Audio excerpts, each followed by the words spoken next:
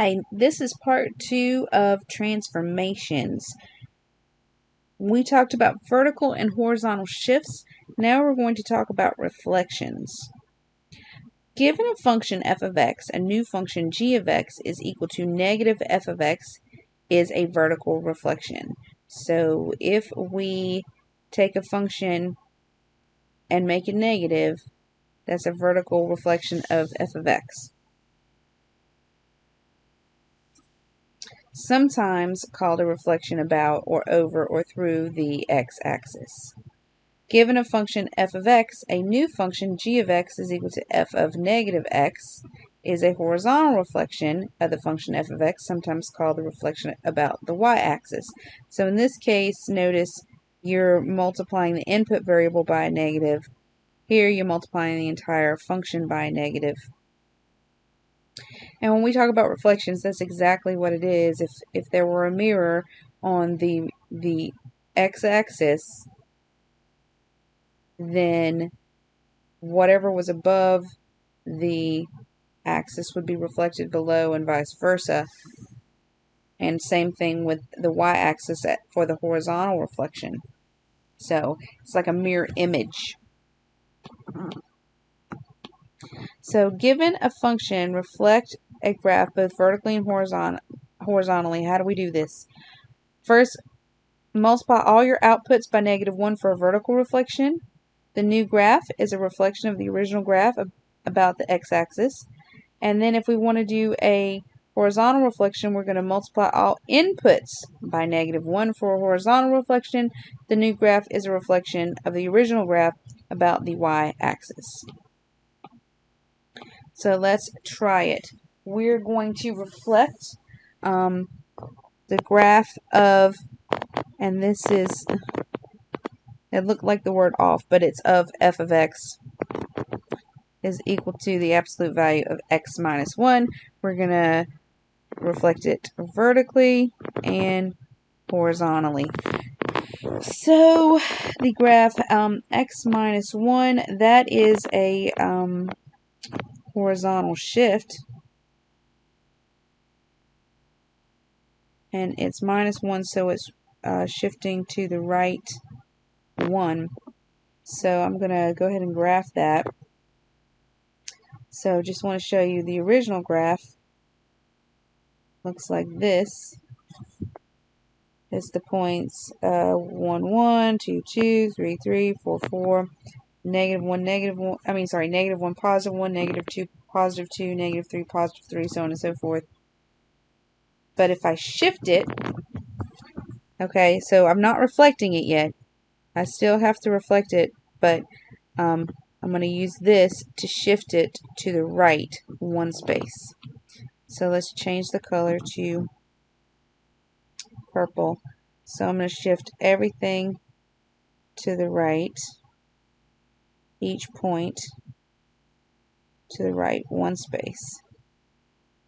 And so this graph that I'm drawing now, this graph, oops, let's try it again and try to make it straighter. I'm having issues. I cannot draw a straight line. This is why you should use a ruler or a straight edge. Okay, so here's the graph that we need to reflect over the x-axis for a vertical reflection. So let me just show you where the axis is. This is the x-axis. This is where we're reflecting. Okay, so let's look at the steps again. It says for the vertical reflection, we need to multiply all outputs by -1.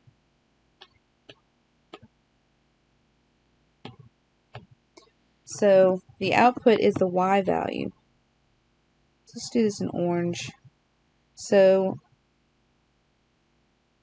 here's the point 1, 0. So 1, 0 will stay the same.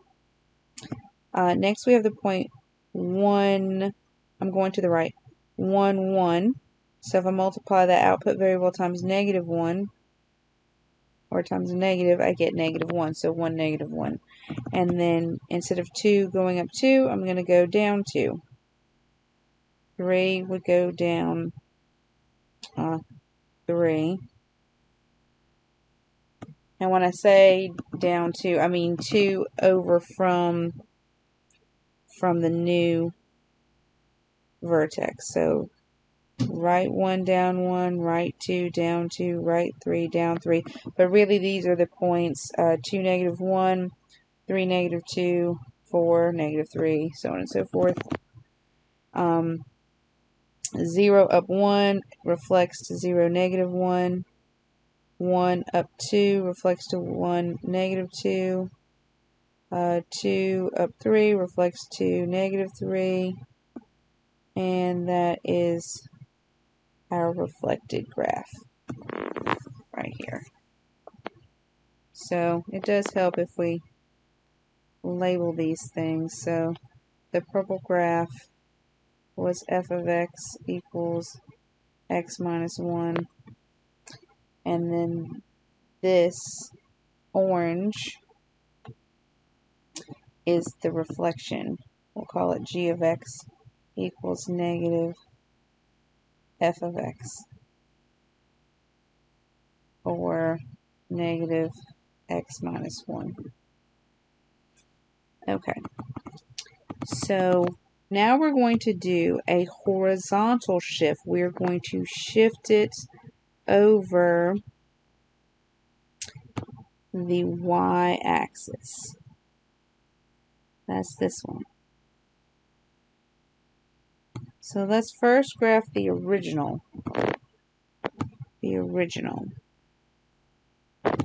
So the original is the absolute value of x minus 1. So we shifted right 1.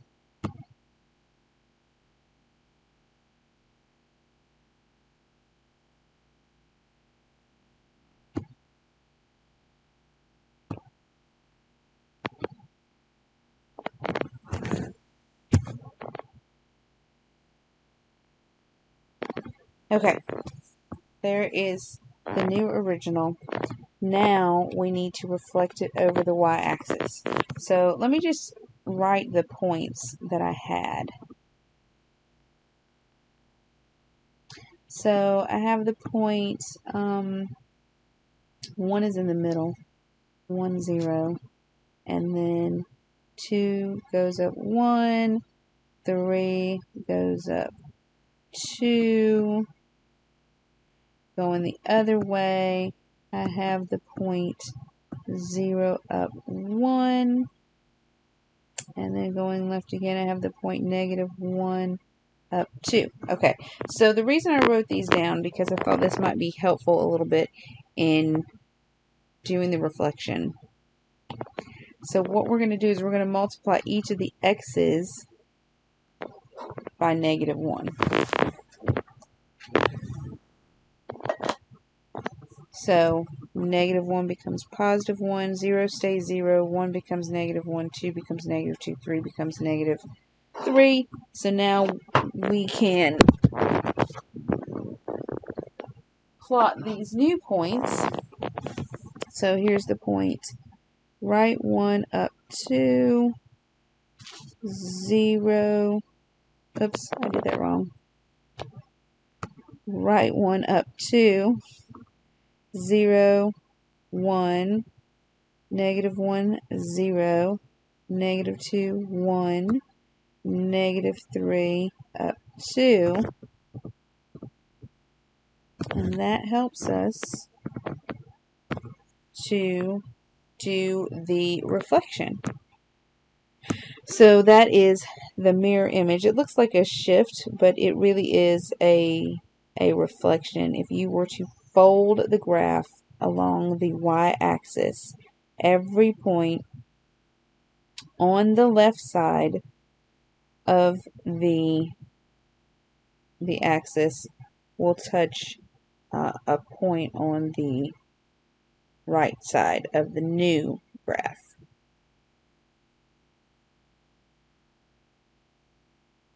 Because it is a mirror image.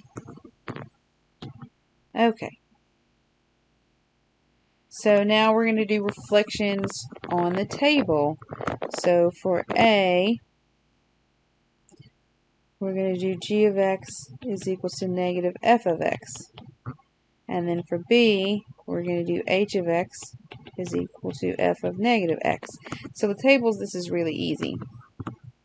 So for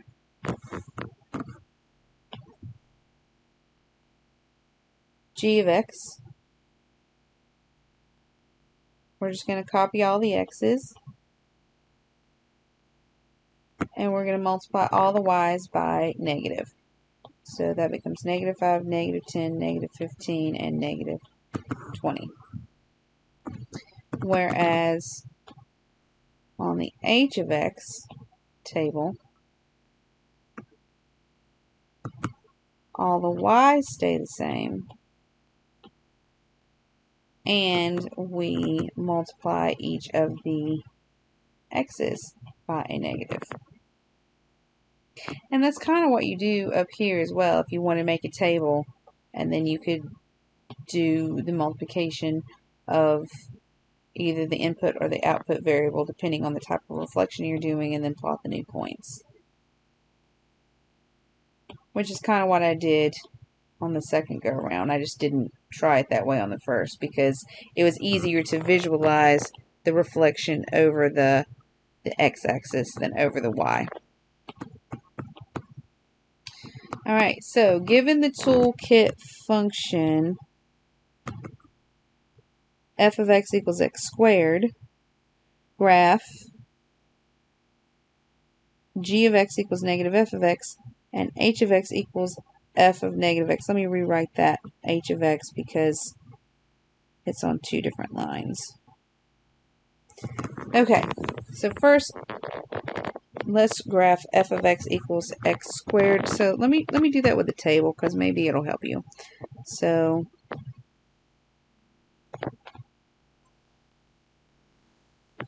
okay. Alright, I'm going to plug in some points. Negative 2, negative 1, 0, 1, 2. So if I square it, I get 4, 1, 0, 1, 4. And then we will plot these points.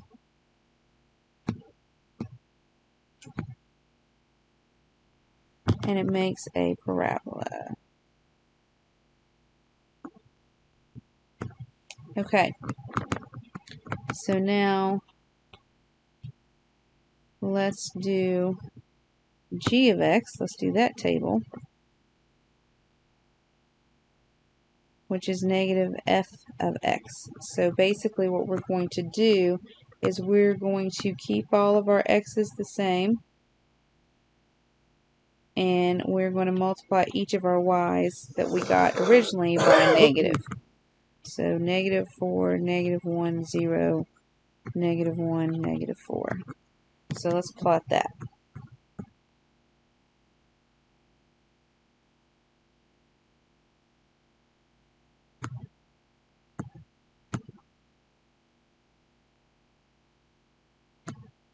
There we go.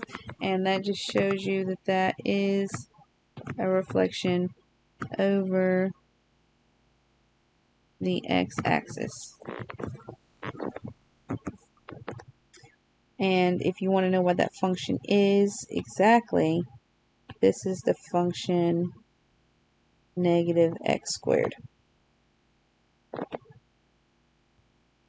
Alright, so now let's do one more. Let's do h of x, which is f of negative x, which is the same as negative x squared. And when we do the horizontal reflection, we keep the y's the same. Oops. The original y's, not the y's from the last table, the original ones. 4, 1, 0, 1, 4. But we multiply each of our x values times negative 1. So what I mean by that are these numbers here. Multiply those by negative 1 and get new ones. So now I'm going to plot this graph. I'm going to do red. So we have the point negative 2 up 4. I'm sorry. Let me do that again. Positive 2 up 4. positive 1 up 1, 0, 0, negative 1 up 1, negative 2 up 2. It said to take note of any surprising behavior for these functions. And for this one, I'm not sure, maybe it surprises you that it is the same as the original function. That reflection is.